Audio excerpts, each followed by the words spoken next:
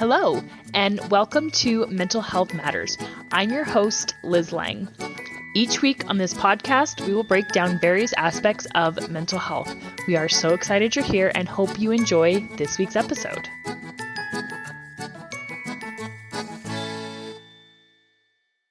Hey guys, Liz Lang here with Jeremiah and Selina Woodruff from Core Connection. And this week we are going to wrap up The Anxious Generation by Jonathan Haidt. So we have come to part 4 in the book, and we will get into all of that. And before we do, Selina has this week's parenting moment. Yeah, so I had to go on a drive to take one of my kids to a church camp. And so I had my youngers with me in the car. So they had their technology to keep them preoccupied and distracted on this couple-hour car ride. And so I decided to listen to The Anxious Generation to refresh and think about, to be prepared for this podcast. And I knew they could hear what was being said, but I didn't really know they were really paying attention. But it was really interesting because later on in the day when we were home and everything, my 10-year-old son said, I think I need to play outside some more. I could see how looking out the window and putting down my technology would be better for me.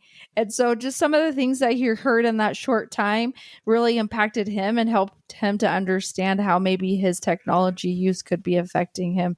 So I don't know, maybe just put this book on when you're in the car and your kids will just hear it. You won't even have to tell them or explain to them. They'll just pick up and make that choice on their own. Well, I believe that often children, if they understand the why behind what we're doing, as parents, we have better results, and they're much more capable sometimes than we give them credit for. And so helping our children to understand the why behind what we're doing, instead of just saying, hey, we're going to have all these restrictions on technology, but saying, hey, this is how we use technology in a healthy way, will probably yield a lot less fighting and frustration. They will be disappointed for sure, but I think the results could be a lot different than if we just demand, a change in our use of technology.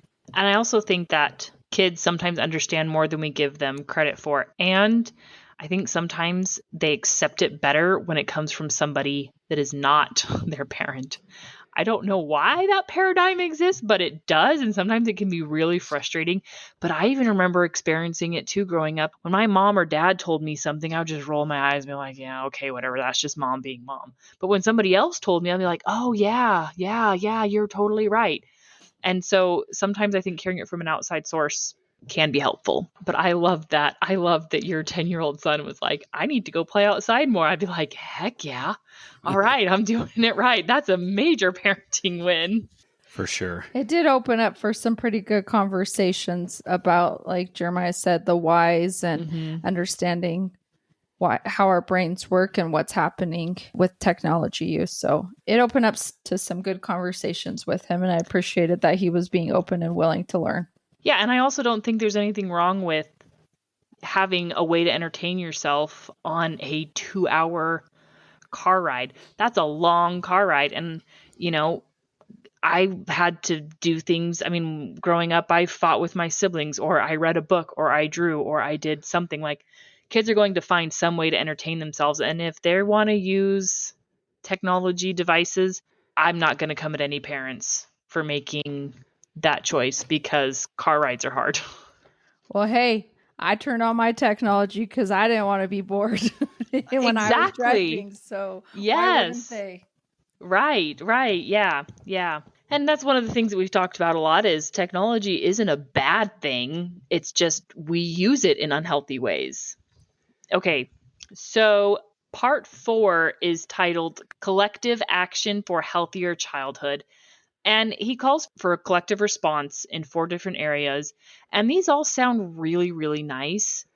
But I mean, we can't get people to agree on anything. So, and I'm not saying that you can't implement some of these ideas, and there aren't some really good ideas, but it's just, I was listening to this and I'm like, that's never going to happen. We can't agree on anything in the United States. Like, I mean, literally, I can't think of a single thing that we all agree on, except for maybe kindness. And that's completely different. And even that can be misconstrued. So again, it's good to talk about, and I recommend this book to everybody. And I do think that there are things that society can and should do, but some of them just seem unrealistic to me. Yeah, it's such a difficult thing to get people to do things in a collective setting, and everybody has a different reason why they should or they shouldn't. And it can be tough, but I agree with you, Liz. This book is great. It's got a lot of great information, a lot of great direction for parents. And I think that there may be opportunities on a collectivistic scale to be able to maybe advocate for some changes that could improve things, but it is an uphill battle. And I think we recognize that. Yeah, absolutely. And also, I guess I can say too at the outset that there's things in here that we don't necessarily agree with, and that's okay too. So we'll get into some of the things that we disagree with and some of the things that we do think are a good thing. So voluntary coordination, agree not to give your kids a smartphone until 9th grade. That was one that we kind of disagreed on. And I'm curious what he would define as a smartphone, because I mean, I kind of agree that 9th grade, so that's 13 and 14, that's young to just give a kid unfiltered access to everything that a smartphone entails. But you can give kids, you can lock down a smartphone, right? Like there are ways and things that you can do to lock it down so they don't have access to social media. They can't download gaming apps. They can't get on the internet, right? So there are other options that are still, that were still technically a smartphone, but it doesn't do everything that your phone necessarily does. Yeah, there are so many options out there, and there's some software out there. There's, depends on how heavily you want to be involved as a parent. But, Yeah. I think that's one of the things that makes it a smartphone is that you have the capacity to manage it in a way in which you could protect your children, like removing all access to browsers or, taking off access to app stores, different things like that could be done. And I know he goes pretty heavy and deep into some other things that can be done at a government level. And I think that's one of his collective actions, but just making sure that you're managing that as a parent. Of course, we're going to hear people say, well, kids will get around those safety features, and they will. They absolutely will. Yep. And not giving your child a smartphone doesn't mean that they won't see pornography, that they won't have access to some sort of social media in some way, shape, or form. Those who are going to find ways around it are going to find ways around it. But what we want to do is make sure that we're teaching our children healthy ways to manage the usage of technology in their own lives and not giving them access much earlier than they should be. I think that that's the key to that coordination of not giving kids smartphones, but maybe just not giving them access to things that they shouldn't have access to. I think that's what's important to understand is just having a general age or grade. It to me is kind of tricky because I feel like each kid is different and each family is different and each place you live is different. You might have kids involved in after school activities and you want to be able to communicate. And so that really comes down to parents and families and kids and knowing them and what they can handle and what you've taught them and using that opportunity of them having a smartphone to help them to learn and grow and make mistakes and help them through that. Because our biggest thing when we give our kids a cell phone is we say, this is for us to communicate with you. Yeah. So anything beyond that is a privilege or you don't have to have it or those are things that are up for discussion. But main reason I give my child a cell phone is so that I can communicate with them. When I feel like they're at a point, like they're involved in school, after school activities, and I need to be able to know like, I'm coming to pick you up or I'm done or those kind of things, that makes it a lot easier. And so when they come back with like, well, I want this or I want that. And I'm like, hey, what's the point of this phone? This phone is for me to communicate with you. The end. Right. And so those other things are just extra things. We started giving our kids cell phones at 11 years old. You know, it was brand new back in like whatever our oldest was. And it was like so fun and exciting to get her an iPhone. And as we've had more kids, I'm like, hey, I don't know about this age. I don't like this. But it's become this precedence for them. But we have our 10-year-old who will be turning 11 in November. But because he has a later birthday, he's still in elementary school. And I'm just like, I don't really think 11's like quite when you really need a phone. And so we've kind of had the discussion that it's more of like, hey, when you're in middle school, because all the kids older than him have been in middle school when they're 11, which was appropriate. And we could communicate with their activities. But with him, I'm like, I just feel like not. And I told him it's not because I don't trust you, but I just don't see that it's a need right now for you to have a phone. When you're in middle school, absolutely, there's a need for you to have a phone for me to communicate with you. So that's just an example of like, if we just blanket say an age or something like that, which is helpful too in families, I understand that. Right. But I feel like it could be fluid to like explore and understand each child, each situation. And as I tell my kids, asterisk subject to change. Yep. And I think another really great boundary that you can set right off the mark is, this is not your cell phone. This is my cell phone that I am allowing you to use, because that sets the precedent of, this is a privilege, not a right, and privileges can be revoked at any time. Because if you are abusing your cell phone, or if you are doing things that you're not supposed to be doing, then it can be taken away. Right. And, or we could limit it, or we can change things. So I think that's another really good boundary to set right from the beginning. And I like that boundary, Liz. I would add to it that because it's my cell phone, I have all the rights and access to it as a parent, which means passwords and anything that's done on it. I can view anything on it. That a cell phone isn't the place for private communication, private thoughts, and that it's subject to be looked at and viewed and scrutinized at any moment. And if there are things that you don't want me to know that you need to keep confidential for yourself, that's what a journal's for. And you could write that in a journal or someplace where it could be confidential, but a cell phone isn't the place for that. Mm-hmm. Here's another thought too of a situation like having a family cell phone, because now the day and age, we don't have landlines. Right. Yep. And so when my kids are at home and someone's babysitting, I need a way to communicate, and they need a way to communicate, and we don't have a landline. So we have in the past had a cell phone at home for those to use. Or I've heard of other families that it's not like someone has a specific phone, but it's just like, we have this phone for those to use as they come and go and need to use that phone. Yeah, that's another really great solution. So this next one is social norms and moralization. And again, this is one where this again is situational to me. So it says, normalize 9-year-olds being without chaperones or adult supervision in the general public. This one is 100% situational, because it depends on the community that you live in. For example, I live in a relatively safe community, and I'm perfectly comfortable letting my 9-year-old roam around the neighborhood. I mean, obviously I still have to know where she is, but I'm perfectly comfortable. You want to go to a friend's house? Yeah, sure. Go ahead. And I send her out to the world, and she knows her boundaries and her limits and where she can and can't go. That may not be the case for your neighborhood. It may not be safe enough, or there could be a million different reasons why not to. So again, this one it's one of those, you just got to play by ear. Well, and we live in a different world than we used to live in. And so that type of behavior, I realize what he's saying here, that we want to make it a social norm that this happens, but convincing others that it's safe to do that is so challenging, and it could prove problematic for people who dares let this child, wander through the neighborhood at only 9 years old to their friend's house without any supervision. And so we're going to call the police, and we're going to, just go crazy.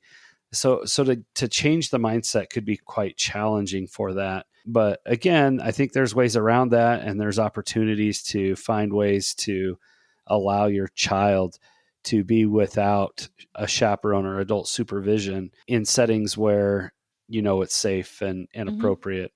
And I do appreciate that you said that it's situational, because some neighborhoods, you're right, just aren't safe. And some children aren't capable at 9 years old. And so we have to kind of figure out where we're at with all of those things before we make a decision on when they can be or can't be allowed to be unsupervised. I think what I can take from this is maybe I might not be comfortable at my child at 9 years old riding their bike to the store, just Mhm. like where we live and the street's busy, and Mhm. I'm not comfortable with that, right? And so, but looking in my life and their life, and what is it that I am comfortable to start letting and allowing them to start gaining that independence and being able to learn and grow from those situations of going out and taking care of things on their own. Yeah, I mean, because that was one of the things that he mentioned in the book is send your kids off to go get, while you're cooking dinner, give your kids money and send them off to the store to go purchase something for you and, help teach them that responsibility. There is no way I would let my kids do that because in order to get to the nearest grocery store, you have to get on busy roads with no sidewalks. It would genuinely be unsafe. And right along with that, Liz, like Yeah. we still have this other issue here of, okay, well, when I was a kid, I could go, but do we realize how much more distracted drivers are today because they have a cell phone in their hand or they have so many other things going on that they're not paying attention? We also move at higher rates of speeds than we used to. Speed limits are higher generally in most places than they were. So there's so many different things to consider around that and to be cautious with. Okay, so this next one, again, I like the idea. I don't know how it ever happened, but I like the idea of it. So it's a technological solution, development of new technology that allows for locking up devices along with verification for ages and better basic phones for kids. Now, and that was one of the things that he talked about is creating a phone-free zone in school. And in general, I agree with that. Like there's no reason for a kid to have their smartphone during the day while they're in class or any type of phone in class because it is a distraction. But again, not all parents are going to agree with that. And how are you going to enforce that? I'll give you the flip side of that because our high school is currently doing that. Okay. Our junior high and high school. Policy. They have that policy in place. They put it in place last year of no phones in school. And you're right. You've got all different kinds of opinions about it and all different kinds of support. But to be real careful of speaking of the high school that my kids attend, teachers aren't on board with it. Really? Teachers have been using technology as in get out your phone and go on this. Get out your phone and look this up. Hey, use your phone to do this. They don't have the technology at the school to provide to all of the children that attend the school. So they're so used to the kids using their phones and their kids using that access. So unless we're going to go back to textbooks, and they all provide them textbooks and ways to look up and have things, it makes the teacher's job real hard in the way that curriculum is set up and built at this point for them at our school. I'm sure we could argue at all different schools and all different ways. I'm just speaking from my experience that they came out and said no phones at school. And I understand where they are coming from. I believe that this book, Anxious Generation, is what fueled that decision from the research they did with this book. And I know it's going all across the state and lots of other states that are starting to make this rule. But there's so many different opinions and different views. I've seen this year be real tricky to make that happen. Yeah, there's a lot of challenges with that. And in general, I agree. It would be great if kids weren't on their cell phones walking through the halls. They weren't on their cell phones in class. So many kids think that they can multitask and do things. They can listen to the teacher and answer text messages or scroll social media. In reality, they cannot. So they're not getting great instruction. And it is a problem. And it's frustrating for teachers. And I get it. I do like what our school's done with the policy, and I think it's appropriate. They didn't go as far as this book recommends, by the way. So phones don't have to be locked in lockers or taken away. They just can't be out or seen. And that's probably the level I'm comfortable with as a parent. And I appreciate what Selina shared about the use of technology in education, because that's the world we live in, right? We have access to more information in our pockets today than most people ever had in their entire lifetime. And so that can be a great tool and resource, but it can also be detrimental. So finding that balance, I think one of the other pieces that I hesitate even sharing here, but when we first moved to where we're at currently, the first school year we had a shooting, and our daughter was at school when it happened and heard some of it, didn't witness it, visually, but heard some of it. And because she had her cell phone with her, she was able to communicate to us. And we actually knew that she was safe and okay before we knew something had happened, which was super helpful for parents. And that actually frees up the school. So they're not trying to contact parents and say, hey, yeah, your kid's okay, but this kid's not okay. So there's some value there, right? And as a parent, I'm sorry, but I don't trust the schools to communicate with me that something's happening and whether or not my child's safe. I trust my child more than them. Right. And so there's a lot of arguments to be made here. I want my kid to have access to their phone should they need it, but I also want my kid to respect what's happening and being present in the moment. And so much of that comes back to parenting. And it's so hard to do because there's different parenting theories and ideas out there for people. But this one is difficult for sure. So we got to figure out what we're going to do. I support our school's policy. I just think they need to find some more solutions surrounding the things that Selina discussed a moment ago. And I agree. And it's interesting what Selina said about they've used it for their curriculum. So our school here in Indiana, and I mean, we live in a fairly large school district, so maybe we have good funding and a good budget for it. But K through 12 has iPads. It drives me nuts because they come home with them.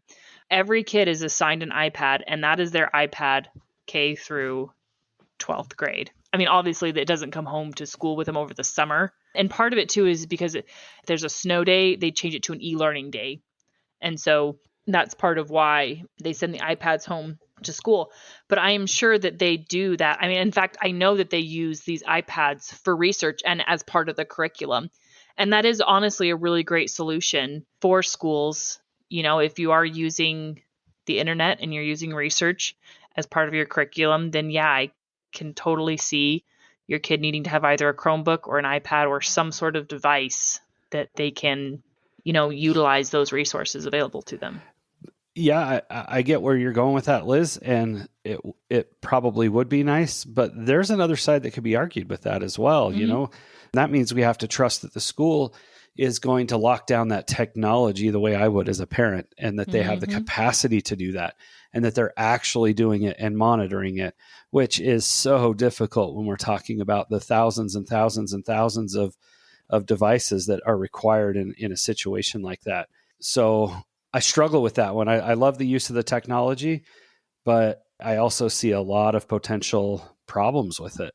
Yeah, and you're right. In fact, we had to set a boundary with our oldest that she wasn't allowed to use her iPad at home because she was getting on YouTube at home. And I do know that they do have some filters and they do have some things going on with YouTube at the school, so they can't get to certain websites. It's locked down to some extent, but I don't know to what extent it is. I also don't know if that applies to at home. It doesn't. And so that's the real problem, right? Those kinds of things are set at the network level. So once that device is removed from the network, certainly there can be some things that they've set on the devices as well, and there should be, but so much of the filtering that happens at the network level, not the device level, which is one of the other things that the book talks about is that you already kind of mentioned is having the technology available to kind of screen devices and know, how they're locked down based on whether they're for a child or an adult and what kind of things they should be able to access, which I actually love that idea. If you could get a corporation to jump on board and put in the funds to developing that, that would be incredible. But again, you're talking about an uphill battle. Corporations are in business to make money, and money doesn't come because we lock down devices. And it seems like even when we have some of these companies that develop devices for children, they always tend to go towards the money eventually. Yes. We saw, I'm not going to mention one particular company that we've used in the past that had a wonderful product and over time found they can make a lot more money by allowing certain apps and things like that to be installed. And now it's just another smartphone with some parental controls that you can have on any other smartphone and not necessary to go through that particular process or through that particular company. Yeah, exactly. And so this leads really well into the next one that I'm curious what your guys' thoughts are. It's government requiring social media companies to verify the age of users. So the pushback or that I've heard with this one is, could that be like, or in the way that they implement, could that be a violation of privacy, right? Or is that too much government involvement? Is kind of a pushback that I've heard from some people. Maybe they're just being too anti Big Brother or too concerned that the government is watching me.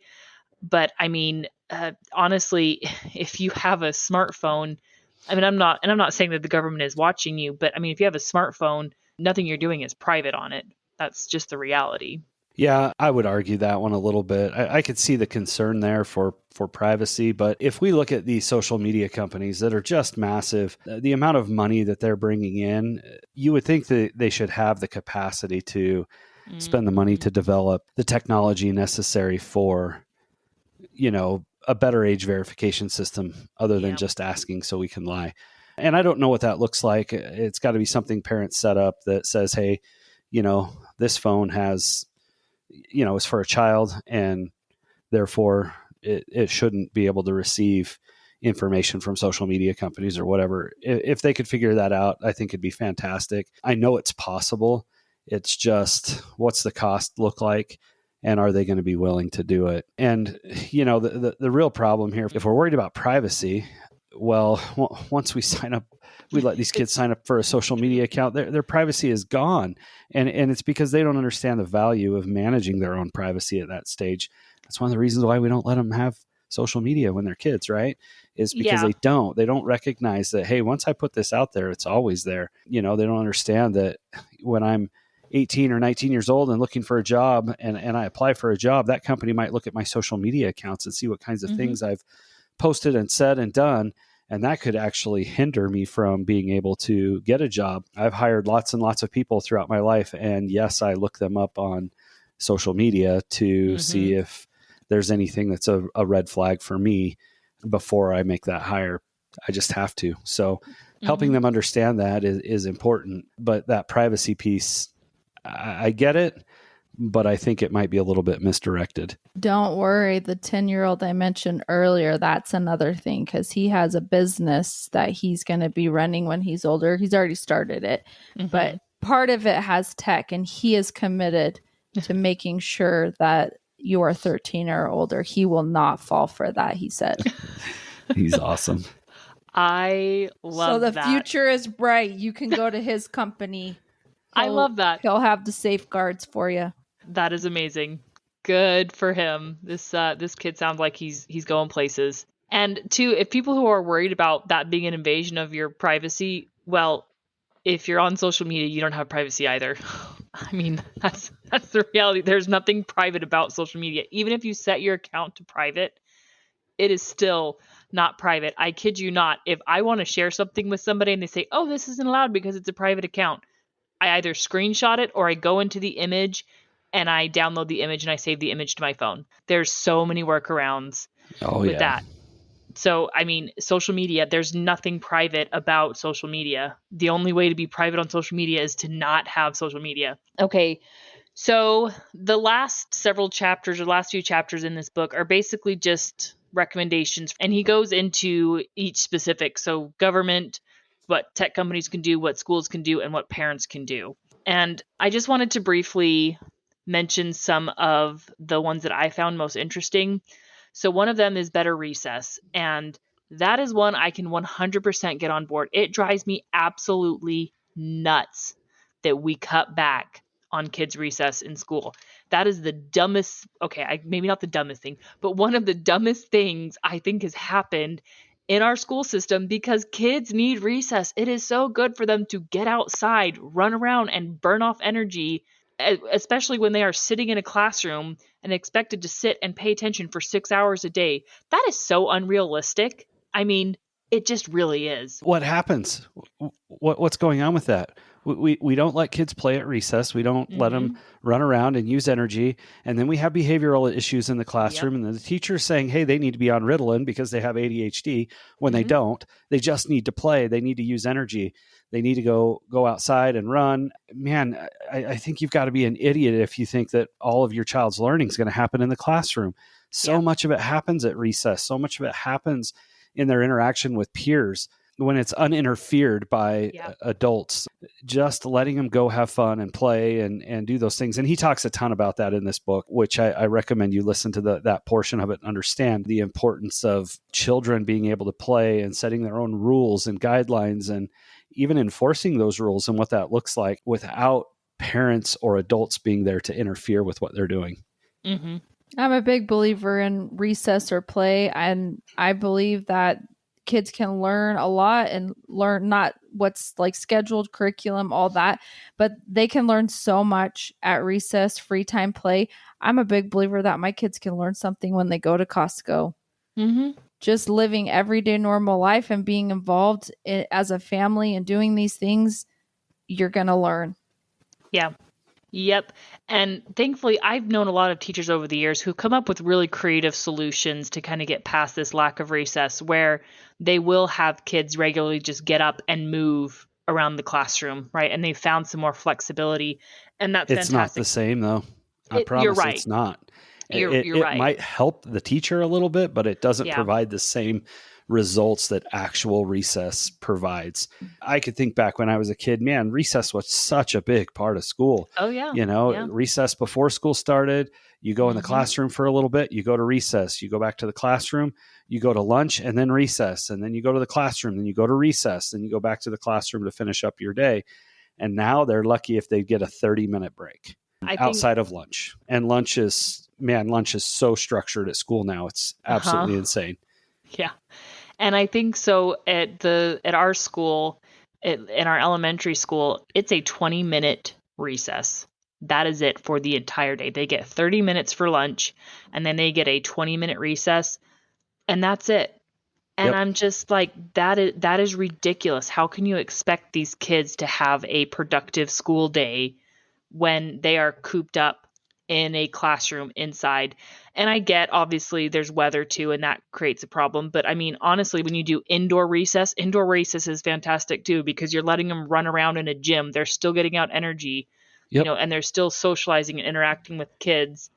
And, I also like the idea, and I get teachers sometimes maybe need to be a little bit more involved, but a teacher doesn't have to just immediately jump in for every little conflict with kids on the playground or in school. More and more, I am just letting my kids figure it out themselves. And it's honestly fantastic. And especially when they have their peers around, I'm trying really hard not to get involved with a conflict, because it is good for them to figure it out themselves. Very true. Okay, so the last one that I wanted to bring up that he talked about was encouraging sleepovers. And this one I largely disagree with. My kids do not spend the night anywhere that is not family, right? Without mom and dad. Now, in our house, personally, we allow friends to stay at our house, but it's just a hard set rule. It doesn't matter, how good of a friend you are, how well I know the parents, unless you are family, it's just easier to say blanket, no sleepovers. That's what works for my family, and again, maybe that doesn't work for other families. I don't know if sleepovers are the right way to go. Well, I actually, that was probably one of the biggest surprises for me in this book, is that he actually would encourage that, because I don't know of anybody who works in the world of mental health who would agree with that in any way, shape, or form. And even allowing family to do sleepovers, lots and lots of bad things happen with family. Sleepovers in general are just a bad idea.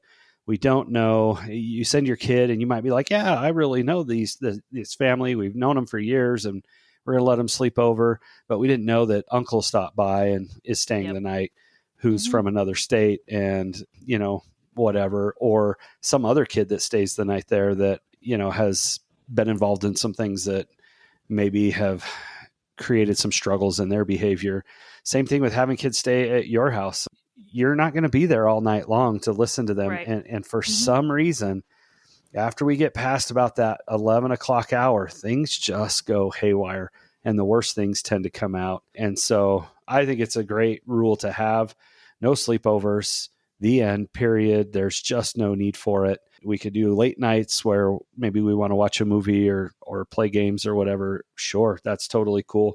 Mm-hmm. But I don't see how sleepovers are helpful. I get what he's saying here and that experience, but I just think there's way too much risk there for your children to be engaged in sleepovers. There's a lot of other things that we can do that he talks about with limiting screen time and controlling the usage of technology, delaying usage of social media, spending more time outdoors, take your family camping, allow more play, a more risky play, risky in the sense that they might get a scratch or a hurt, not risky that somebody's going to die or something serious is going to happen, but allowing them to play, allowing them to be children, and moving away from this sole dependence on technology for entertainment. And even, I think we talked about earlier, the car ride when we were talking about parenting moment, there's nothing wrong with kids being bored for a little bit.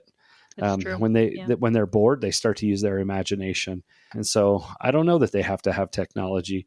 I certainly use it. We allow our children to use it for entertainment, especially when we're traveling. But I wonder if maybe we could use a little bit more boredom in our lives. Yeah, I agree. I think it is good for kids to be bored because it sparks innovation and it sparks creativity because they will entertain themselves eventually, which is a good thing to learn to entertain yourself. And again, you learn good life skills. So, all right. That is a wrap on the Anxious Generation. I hope we have inspired you to actually read the book because there is a lot more information in the book than what we have covered, obviously. And it is a really good book. And if there is something you disagree with, send it to us. Let us know what you think. And let us know if there's something that you don't like in it. And, that might spark a really good discussion. Next week, we are going to get into a listener's story, and we will have more details on that then. So we will see you all next week. Have a question? How about a topic you'd like us to cover? Send us an email at mentalhealthpod21@gmail.com.